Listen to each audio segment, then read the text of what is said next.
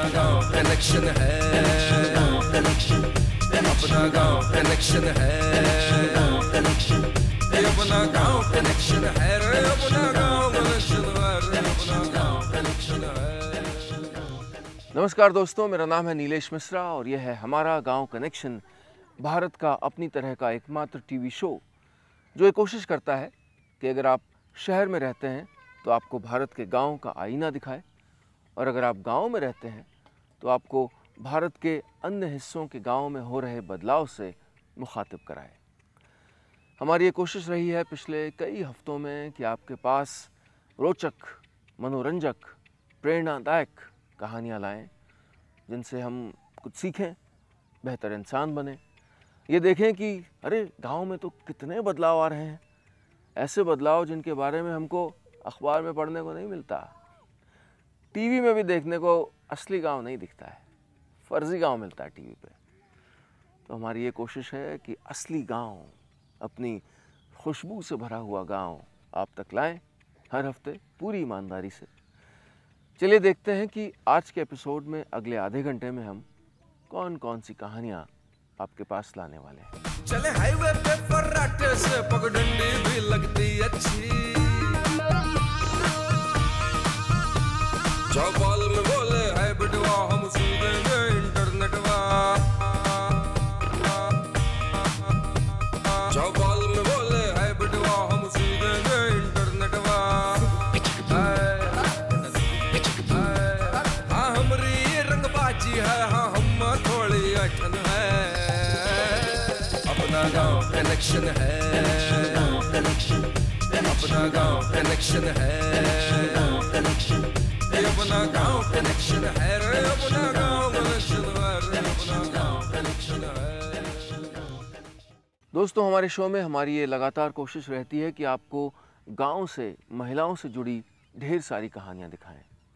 ये बहुत ज़रूरी है क्योंकि महिलाओं की सोच बदल रही है और इस सोच के साथ गांव का हिंदुस्तान बदल रहा है।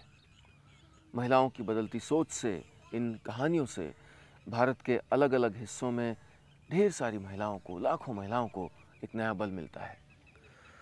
मैं आपको ले चलना चाहता हूँ उत्तर प्रदेश के एक गांव जहाँ पर इसी तरह की बदलती सोच ने लोगों की ज़िंदगियाँ बदली हैं। इस गांव में महिलाएं मुश्किल में थीं, यौन शोषण का भी शिकार थीं और ढेर सारे चैलेंजेस, मुश्किलात उनके सामने थे। लेकिन उन्होंने सामना किया, उन्होंने एक ब्रिगेड बनाई और इस ब्रिगेड ने ये हौसला दिखाया कि उनके रास्ते में आने वाली तमाम मुश्किलों का उन्होंने डट के सामना किया। इस प्रेरणा से भरी हुई कहानी को देखते हैं और मिलते हैं इस ब्रिगेड की प्रमुख उषा जी से। उषा से हमारा पहला सवाल ही यही था कि आपको कभी किसी तरह की झिझक नहीं हुई कि लोग क्या कहेंगे, समाज क्या कहेगा? इतनी हिम्मत कहाँ से आई कि घर में दुबक कर बैठने की बजाय सड़कों पर उतरा जाए और ऐसे दरिंदों को सबक सिखाया जाए? क्या एक बार भी दिल में ख्याल नहीं आया कि चेहरा देखते ही लोग पहचान लेंगे और फिर पीठ पीछे जाने क्या क्या बोलेंगे? उषा का जवाब सुनिए। हमारा मानना है कि अगर हमारे साथ घटना होती है कोई, तो हम चुप नहीं बैठ सकते हैं, क्योंकि अगर जो सामने वाला कोई घटना करता है तो वो उसकी गलती है, उसको छुप करके बैठना चाहिए। हम अगर जो छुप करके बैठेंगे तो बहुत सारी लड़कियों का जो दुख दर्द है और जो हम आज जो आवाज़ बन रही है वो शायद नहीं बन पाएंगी। उषा की बातों का सीधा असर हुआ है। अब ऐसे हालात का शिकार हुई लड़कियां चुप बैठने वाली नहीं हैं। ये तस्वीरें देखिए।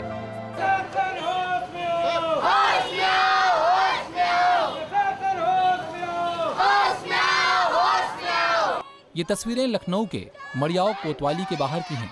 पुलिस और प्रशासनिक अधिकारियों से जूझती ये लड़कियां उषा के बनाए रेड ब्रिगेड संगठन की हैं। ये लड़कियां पास के इलाके में एक नाबालिग के साथ हुई दरिंदगी का इंसाफ मांगने आई हैं।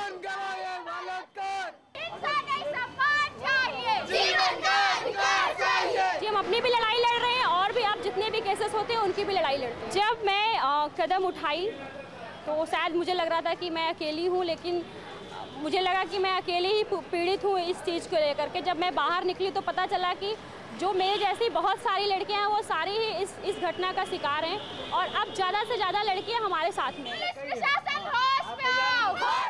रेड ब्रिगेड का मकसद है यौन हिंसा का शिकार हुई महिलाओं की आवाज बनना। 10 साल से लेकर 25 साल तक की लड़कियों का ये संगठन यौन हिंसा से पीड़ित लड़कियों की मदद करता है। ये वो लड़कियां हैं जिन्होंने अपनी जिंदगी में खुद वो काला दिन देखा है जब उन्हें यौन हिंसा का शिकार होना पड़ा था। हम जो शुरू किए हैं 15 लड़कियों से शुरू किए हैं, लेकिन अभी जो मुहिम जो पहुंची है वो काफ़ी हद तक हम लोग उससे संतुष्ट हैं। मीन्स 15 लड़कियों से करीबन ये जो संगठन की अगर हम बात करेंगे तो हम लोग करीबन अभी सेल्फ डिफेंस की ट्रेनिंग है और हम लोग जो पहुँचे हैं लड़कियों तक का तो करीबन 8,500 लड़कियों तक हम लोग पहुँच चुके हैं और अब ज़्यादा से ज़्यादा लड़कियाँ हम लोगों से जुड़ रही हैं। ऊषा से जब रेप की कोशिश हुई थी तब उसकी उम्र सिर्फ 18 साल थी। स्कूल वालों ने ऊषा की शिकायत पर गौर नहीं किया। घर वालों ने भी बदनामी के डर से सब कुछ भूलकर घर बैठने की सलाह दी। कई महीनों तक सदमे में रहने के बाद 2010 में ऊषा ने अपनी जैसी दूसरी लड़कियों की आवाज बुलंद करने के लिए अपनी सहेलियों का एक ग्रुप बनाया। गुस्से और विरोध को दिखाने के लिए इस ग्रुप की ड्रेस तय हुई लाल कुर्ता और काली सलवार। और जैसे आप उसको टच करेंगी, पीड़ित लड़कियों के हक में आवाज उठाने, महिलाओं को उनके अधिकारों के प्रति जागरूक करने के साथ ही रेड ब्रिगेड लड़कियों को सेल्फ डिफेंस ट्रेनिंग भी देती है। ये पकड़ा और देन उसको पकड़ लीजिए और फिर देन किक, देन एल्बो और या स्ट्रेच जाइए बस प्लस देन भाग लीजिए। रेड ब्रिगेड जगह जगह घूम घूम कर नुक्कड़ नाटक और वर्कशॉप भी करती है। कामकाजी महिलाओं की सुरक्षा के लिए रेड ब्रिगेड उन्हें मुफ्त में पेपर स्प्रे भी दे रही है। रेड ब्रिगेड का अपना फेसबुक पेज है जिस पर संपर्क कर संगठन से मदद मांगी जा सकती है। रेड ब्रिगेड की ओर से इलाके की लड़कियों को शिक्षा भी दी जा रही है। लखनऊ के मड़ियाओं से गांव कनेक्शन के लिए कैमरामैन अजय के साथ अरविंद शुक्ला की रिपोर्ट। दोस्तों, हमारी अगली कहानी के लिए आपको ले चलता हूं बिहार के सुपौल जिले। हमारी कोशिश रहती है कि हम आपको ऐसे लोगों से मिलाएं जिनको हम गांव के स्टार कहते हैं। ये वो लोग नहीं हैं जो गांव छोड़ के शहर चले गए जीविका की तलाश में कुछ काम करने। ये वो लोग हैं जो गांव में रहते हैं और गांव की सोचते हैं और बहुत बड़े बड़े काम कर रहे हैं। मैं आपको मिलाने जा रहा हूं पवन मेहता से, जिन्होंने पढ़ाई लिखाई की, आगे अपनी ज़िंदगी के लिए योजना थी उनकी, लेकिन फिर छोड़ दिया, सब छोड़ दिया और गांव में रह के ही जैविक खाद का व्यापार शुरू किया। इससे उन्होंने अपनी ज़िंदगी तो संवारी ही, साथ में सैकड़ों और लोगों को रोज़गार दे रहे हैं। चलिए मिलते हैं पवन मेहता से और सुनते हैं उनकी कहानी। ये है बिहार के सुपौल जिले के रतनपुरा गांव में बना जैविक खाद उत्पादन केंद्र, जहां वर्मी कंपोस्ट से खाद बनाई जाती है। रासायनिक उर्वरक की बढ़ती कीमत और किल्लत के बीच जैविक खाद से किसानों को कई मामलों में बहुत फायदा हुआ है और इस आइडिया के पीछे हैं खेती की पढ़ाई करने वाले पवन मेहता। आज देख रहे हैं कि रासायनिक खाद से कितनी परेशानियां किसानों को झेलनी पड़ रही है और रासायनिक खाद की किल्लत से जो किसान जूझते आ रहे हैं उस चीज़ को हम शुरू से ही देख रहे हैं। इसके महंगाई से, कभी इसके ओरिजिनिटी से, डुप्लीकेसी से, इस तरह से किसान पीड़ित रहते हैं। इस चीज़ को मैंने बहुत करीब से देखा और देखते देखते हमको लगा कि नहीं, इस पे इसका विकल्प कुछ होना चाहिए। पवन के इस काम में उनके पिता सत्यनारायण मेहता भी मदद करते हैं। दरअसल जैविक खाद के उत्पादन का असली आइडिया उन्हीं का था। उन्होंने ही पहले इसे छोटे स्तर पर शुरू किया था, जिसे बाद में पवन ने आगे बढ़ाया। तो बहुत सस्ता खाद है, इसके देने से हम 2-3 ठो चीज दिमाग में आया। जो जैसे हम लोगों को कीटनाशक महीना पर देना पड़ता था, इससे कीटनाशक नहीं देना पड़ता है। कीटनाशक युक्त है, नीम खली उली मिलाया हुआ है और ज़मीन का उर्वरा शक्ति धीरे धीरे बढ़ रहा है। जिस जमीन 1 एकड़ में जहां हमको 12 घंटा पानी लगता था, वहां 8 घंटा पानी लगता है। जिस जमीन में 1 सप्ताह मॉइस्चर रहता था, उस जमीन में 10 दिन मॉइस्चर रहता है। खेती के जानकारों का मानना है कि वर्मी कंपोस्ट आज के समय में मिट्टी के लिए वरदान है। इस वरदान का असर इलाके के गाँव में भी दिखाई दे रहा है। गाँव के किसानों की उपज बढ़ी है, उनकी कमाई बढ़ी है और कम हुई है खाद के लिए भागदौड़। बिहार के सुपौल से गांव कनेक्शन टीम की रिपोर्ट। गांव कनेक्शन में लेते हैं एक छोटा सा ब्रेक। ब्रेक के बाद आपको ले चलूंगा जम्मू और बताऊंगा कि बासमती के किसानों ने क्या नया किया है। हाँ हमरी रंगबाजी है, हाँ हम थोड़ी अठन है, अपना गांव कनेक्शन है, अपना गांव कनेक्शन है, अपना गांव कनेक्शन है रे, अपना गांव कनेक्शन है रे, अपना गांव कनेक्शन है।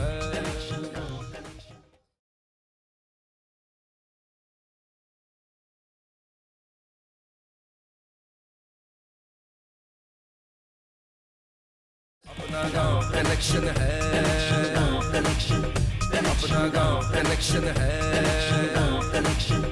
अपना गांव कनेक्शन है रे, अपना गांव कनेक्शन है रे, अपना गांव कनेक्शन है। ब्रेक के बाद स्वागत है आपका गांव कनेक्शन में। दोस्तों, मैं आपको ले चल रहा हूं जम्मू। वहां पर आरएसपुरा सेक्टर है, बॉर्डर के करीब। वहां पर बासमती बहुत मशहूर रहा है। पतले पतले खुशबूदार चावल की खेती बहुत होती रही है, लेकिन धीरे धीरे कुछ बदलाव आ रहा है। बासमती की खेती से किसानों ने मुर्गी पालन की ओर रुख किया है। क्यों हुआ भाई? देखते हैं चल के क्या कर रहे हैं जम्मू के किसान।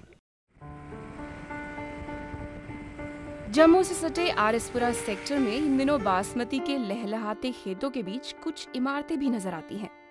ये इमारतें दरअसल किसानों की सोच में आए बदलाव का नतीजा हैं। इन किसानों ने परंपरागत खेती से हटकर कुछ नया करने की सोची। इनके अगुवा बने गांव के जगजीत सिंह चिप, जिन्होंने फौज की नौकरी छोड़ने के बाद इलाके में कुछ नया करने की ठानी। इस इलाके में बासमती की फसल होने के बाद लोग खाली रहते थे, उनके पास कोई काम नहीं था। इन खाली किसानों को देखकर जगजीत को अपने पुराने दिनों की याद आई। पंजाब में अपनी तैनाती के दौरान जगजीत ने कुछ किसानों को मुर्गी पालते हुए देखा था, जिसकी तर्ज पर उन्होंने जम्मू के इस गांव में मुर्गी पालने का काम शुरू किया। जगजीत ने अपनी फौज की पूरी कमाई इसी काम में लगा दी और अब वो युवाओं को मुर्गी पालन सिखा रहे हैं। मैं पहले आर्मी में था, तो आर्मी में हमारी मार्शल कौम है राजपूत, तो इसलिए मैंने सोचा कि मैं जाके ऐसा काम करूं जो कोई नहीं कर रहा अलग से। तो आके मैंने बाहर पंजाब में देखा, मैंने फार्म हरियाणा में फार्म देखे मैंने, उनमें उनसे बातचीत किया मैंने, उनके लड़के मेरे साथ थे, उन्होंने बोला बहुत कमाई है। तो पोल्ट्री का काम जब शुरू किया मैंने, तो अपना पैसा मैंने जो मैं पेंशन लाया था, अपना इनकम जो भी थी कमा के 15 साल सर्विस करके, तो आके मैंने सारा पोल्ट्री में लगा दिया। जगजीत का ये आइडिया अब आसपास के तमाम गाँव में चर्चा का विषय बना हुआ है। लोग उनकी इस कोशिश की तारीफ करते नहीं थकते। इस काम में बासमती उगाने के मुकाबले मेहनत कम है और पैसे भी तुरंत मिलते हैं। पोल्ट्री फार्म का काम है, एक डेढ़ महीने में अगर 5-10 हज़ार रुपया मिल जाए तो वो क्यों नहीं कोई काम करेगा। अब ये फसल 6 महीने बाद आएगी। पिछली बार आप लोगों ने देखा कि ओले पड़े, फसल खत्म होगी, नुकसान हो गया, क्या करेगा जिम्मेदार। तो ये जो अगर मुर्गा जो डालेंगे, चूचे छोटे डालेंगे या अंडे वाला भी डालेंगे, तो ये रेगुलर इनको इनकम आएगी। छोटा ये काम छोटा है, लेकिन मेहनत भी इतनी नहीं करनी पड़ती जितना ये एग्रीकल्चर में करना पड़ता। जगजीत सिंह ने अपने खुद के प्रयास से गांव के आसपास के इलाके के लोगों को एक नई रोशनी दिखाई है। गांव कनेक्शन के लिए जम्मू के आरएसपुरा सेक्टर से अंशुमा गुप्ता की रिपोर्ट। गांव कनेक्शन में लेते हैं एक छोटा सा ब्रेक। ब्रेक के बाद आपको कुछ नया बताने जा रहा हूं। अभी नहीं बताऊंगा क्योंकि ब्रेक के बाद मिलता है। अपना गांव कनेक्शन है, अपना गांव कनेक्शन है, अपना गांव कनेक्शन है रे, अपना गांव कनेक्शन है रे, अपना गांव कनेक्शन है।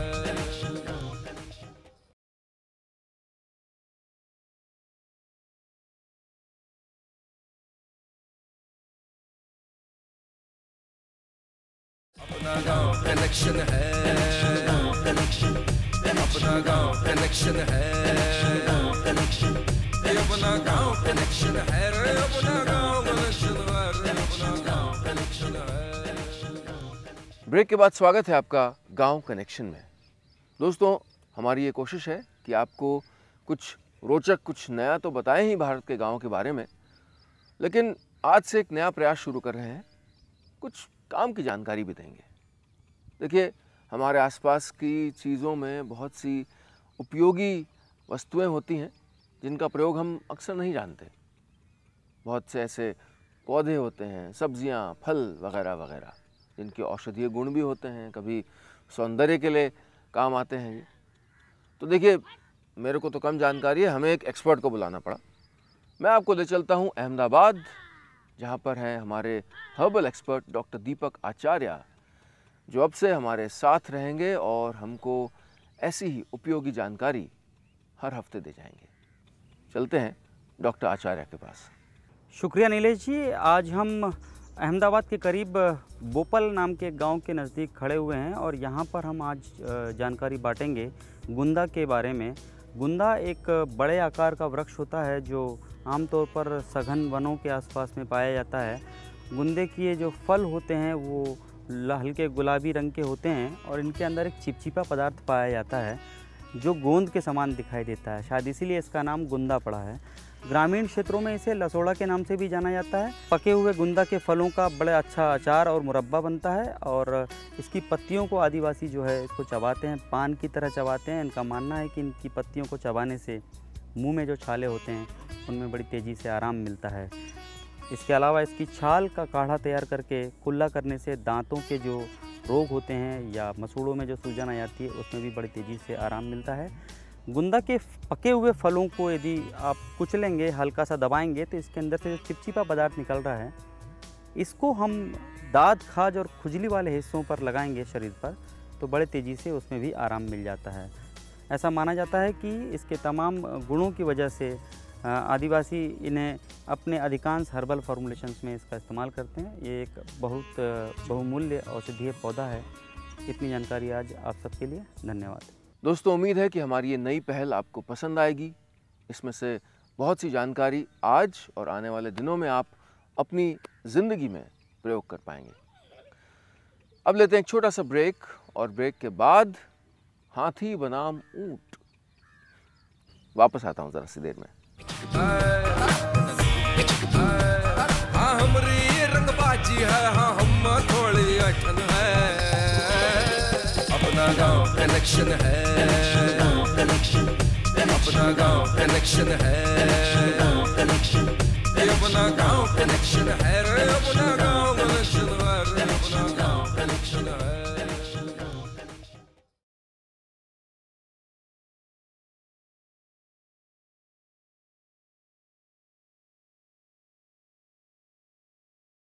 अपना गांव कनेक्शन है,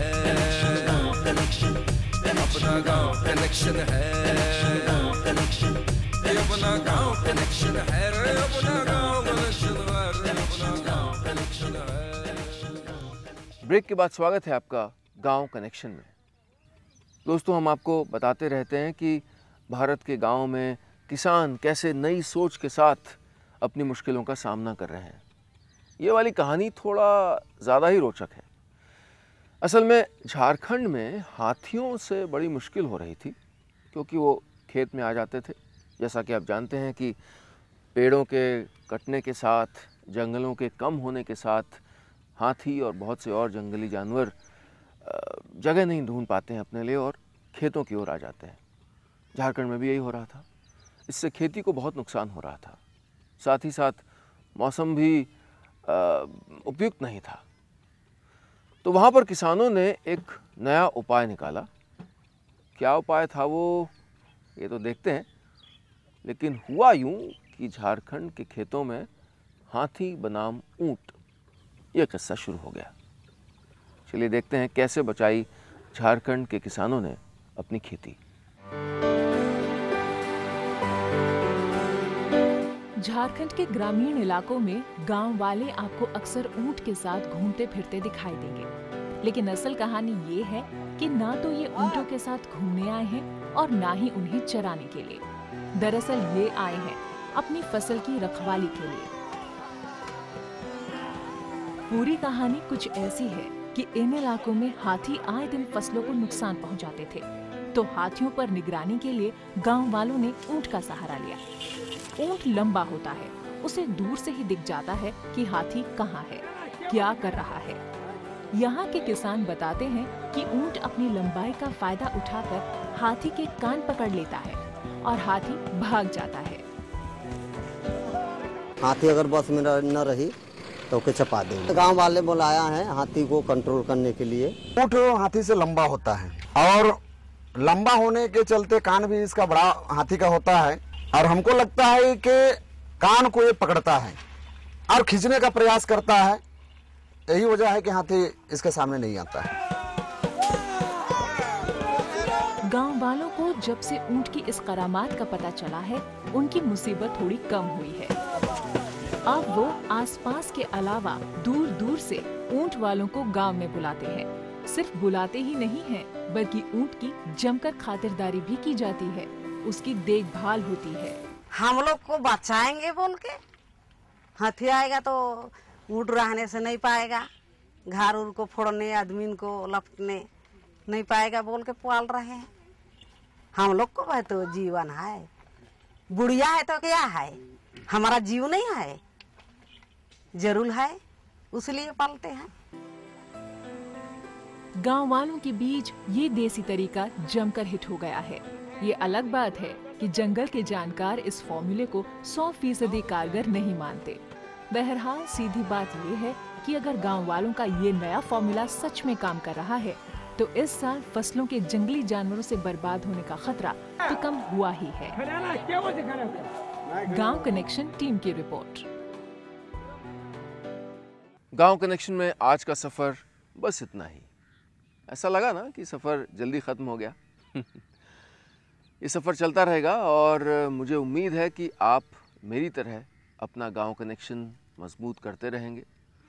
आपकी भी गांव से जुड़ी यादें होंगी, मेरी तो बहुत सी हैं। मैं बचपन में गन्ने का रस पीता था, गुड़ खाता था, पगडंडियों पे चलता था, कोल्हू की आवाज़ सुनता था, रात रात भर नौटंकी देखता था, जो स्थानीय गायक कलाकार थे उनसे मिलता था, बातें करता था। मुझे यकीन है कि आपकी भी अपनी गांव से जुड़ी बहुत सी यादें होंगी। अगर आप शहर में रहते हैं तो गांव से अपना रिश्ता मजबूत करते रहिए। अगर आप गांव में रहते हैं तो भारत के और गांव में क्या बदलाव आ रहे हैं, उनसे जुड़े रहिए हमारे शो के ज़रिए।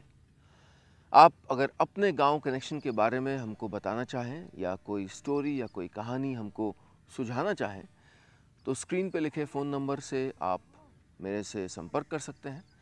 अगर आप फेसबुक या ट्विटर पे हैं तो फेसबुक पे हमारा पेज है गांव कनेक्शन, ट्विटर पे हमारा हैंडल है गांव कनेक्शन, और अगर आप सीधे मुझको ईमेल करना चाहते हैं तो हमारा ईमेल आईडी है information@gaonconnection.com। तो चलिए मैं चलता हूँ, थोड़ा सा गुड़ खाना है। आप भी बनाए रखिए हमारा गांव कनेक्शन। अपना गांव कनेक्शन है, अपना गांव कनेक्शन है, अपना गांव कनेक्शन है,